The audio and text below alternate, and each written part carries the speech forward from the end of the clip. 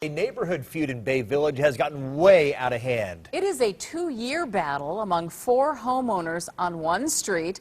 One of them installed 16 video security cameras onto the outside of his home. Many of the cameras pointed into his neighbors' yards. News Channel 5 troubleshooter Joe Paganakis was called into the neighborhood to see if he could find some kind of peaceful solution. Joe, what started this whole thing? Well, Lee, not even the Bay Village law director can answer that question, but he says the feud has already cost the city thousands in tax dollars.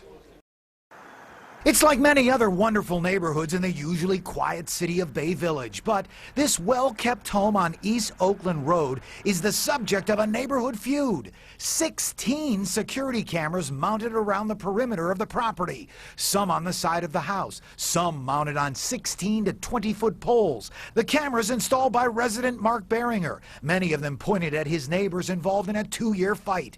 Neighbors respond to the unwanted surveillance by hanging flags on high clotheslines, even using household curtains to block the cameras they say are constantly watching them. The building department's been down there, I've been down there, the prosecutor's been down there, the service department's been down there. We tried everything to try to bring the parties together. Bay Village Law Director Gary Ebert says he's been trying to mediate a solution among the neighbors since 2010, and he has a 100-page case file to prove it. And the law department says this ongoing neighborhood battle has placed a big burden on Bay Village City Services, that its own police department right here had to respond to this neighborhood feud 36 times in just the past 2 years. 2 of the neighbors have been charged with aggravated menacing and disorderly conduct for a variety of neighborhood disturbances.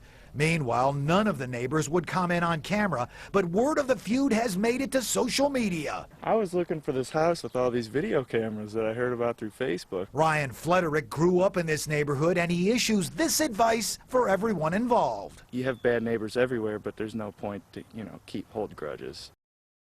And so is this case an invasion of privacy? Law Director Ebert says Bay Village City Code doesn't address this issue. Ebert says it's a matter for the Common Pleas Court to decide. Meanwhile, the 2 neighbors charged in this case are facing a $150 fine if convicted. Ebert says they would only face jail time if the ongoing disturbances included a threat of physical harm, a battle that has already caused one neighbor to move out. On your side, I'm troubleshooter Joe Paganakis. Such a stressful situation.